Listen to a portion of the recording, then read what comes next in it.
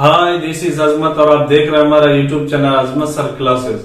तो आज नया एक चैप्टर शुरू हो रहा है 10th क्लास का, वो है पॉलिनोमियल मतलब बहुपद। तो सबसे पहले ये जानना है कि बहुपद कहते किसको है, आखिर क्या है बहुपद। पहले उसके बारे में थोड़ा बहुत जान लें कि बहुपद किसको कहते हैं और बहुपद कौन कौन हो सकता है। ठीक है, बहुपद को किन किन रूपों में हम लिख सकते हैं, इन चीजों को सबसे पहले अपन जानेंगे। अपन देखेंगे सबसे पहले बहुपद किसको कहा गया है।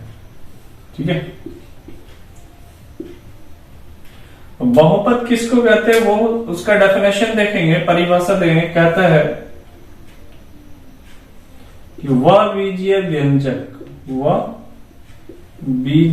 व्यंजक जिनके चरों का घात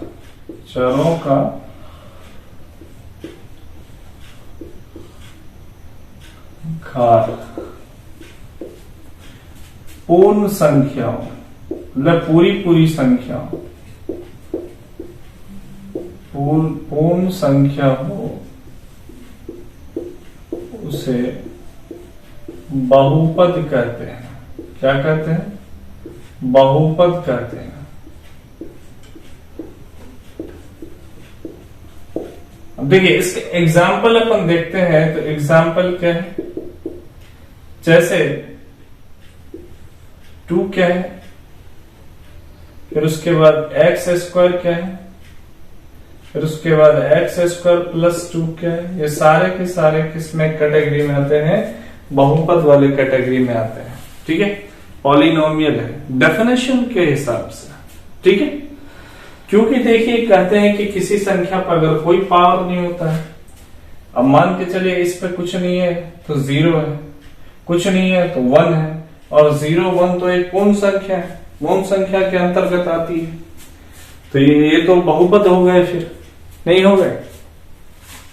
तो उसी तरीके से अपन देखेंगे x³ plus 2x square plus x plus 1, ये भी एक बहुपद है। ठीक है, अब देखिए यहां पे ये है बहुपद को हम 2 रूपों में लिखते हैं।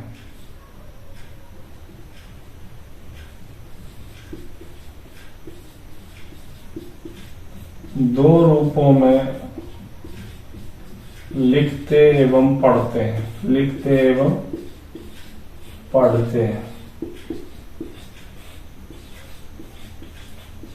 वो कौन कौन से रूप हैं? तो पहला जो रूप है वो है पद के आधार पर। किसके आधार पर? पद के आधार पर। ठीक है, दूसरा जो है वो है घात के आधार पर। किसके आधार पर? घात के आधार पर अपन लिखते हैं और पढ़ते हैं। ठीक है, तो उतना डिटेल में तो अपने को 10th क्लास में नहीं पढ़ना है। ठीक है, पद के आधार पर नहीं पढ़ना है, घात के आधार पर पढ़ना है। ठीक है, तो घात के आधार पर क्या क्या पढ़नी है? एक घातीय बहुपद जिसको रैखिक बहुपद कहा जाता है, और उसके बाद द्विघातीय बहुपद पढ़ना है, उसके बाद त्रिघातीय बहुपद पढ़ना है। ठीक है, और इसके बाद अपने को पद के आधार पर बिल्कुल नहीं पढ़ना है। ठीक है, घात के आधार पर देखिए कितने प्रकार कैसे पढ़ा जाता है, कितने प्रकार के होते हैं। तो घात के आधार पर अपन 3 प्रकार से पढ़ेंगे। एक घातीय रैखिक बहुपद जिसको कहते हैं, द्विघातीय बहुपद, त्रिघातीय बहुपद। अब यहाँ पे सवाल आता है कि एक घातीय बहुपद क्या है, कौन से ऐसे बहुपद है जो एक घातीय बहुपद है। तो मैं लिख सकता हूं x प्लस 2, 2x या 2y प्लस 3, ये सब क्या है? एक घातीय बहुपद है। अब द्विघातीय बहुपद क्या है? जैसे 2x square plus 3 3x square plus 2x plus 5, ये द्विघातीय बहुपद है। अब त्रिघातीय बहुपद भी देख लीजिए, तो लिखेंगे 3x³ प्लस 1/2x प्लस 6। अब आप कहेंगे सर यहाँ पे तो 1/2x आप बीच में डाल दिए, तो ये कहां से होगा?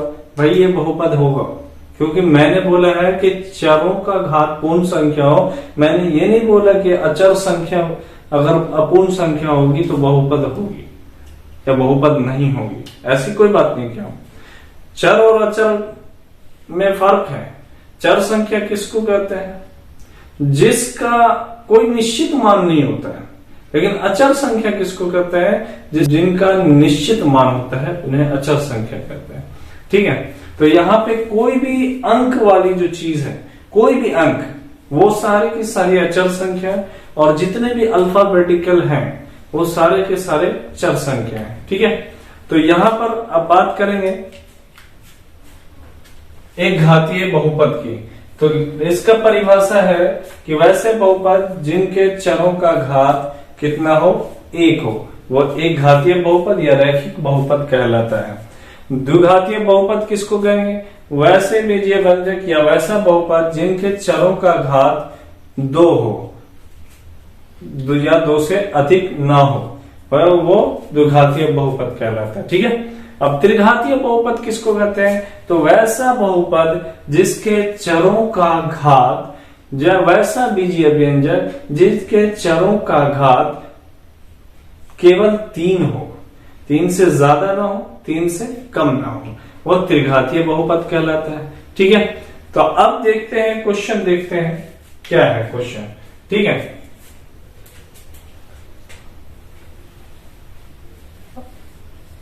एक्सरसाइज अपन देखेंगे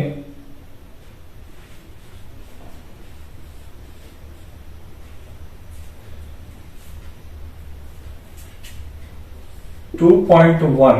एक्सरसाइज क्या है? 2.1 है। 2.1 में जो अपने को दिया है वो दिया एक्सिस वाला काम किया है। कौन सा काम किया? एक्सिस। और पहली बात तो ये आपको बता दूं कि P ऑफ x का क्या मीनिंग है। P ऑफ x का मीनिंग है कि पोलिनोमियल ऑफ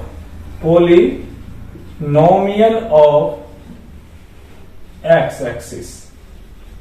ठीक है, पोलिनोमियल ऑफ x एक्सिस। ठीक है, मतलब पोलिनोमियल ऑफ x कह सकते हैं इसको। ठीक है, अगर यहां पे लिखा रहे P ऑफ y तो इसको क्या पढ़ेंगे?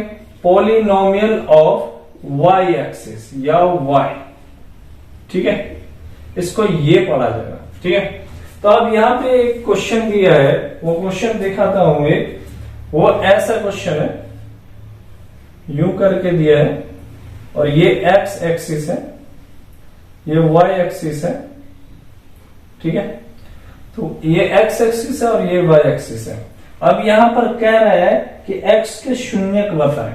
अब बताइए कि ये तो x है, ये वाली ना x एक्सिस है, ये वाली, लेकिन ये वाली तो नहीं है ना, ये तो y एक्सिस है जो y एक्सिस को कट कर रहा है यहां पर। लेकिन हमको कह रहा है x एक्सिस पर कितनी बार कट हुआ है वो बताया। तो x एक्सिस पे तो कोई कटिंग ही नहीं हुआ, तो मैं यहाँ पे क्या लिख सकता हूं?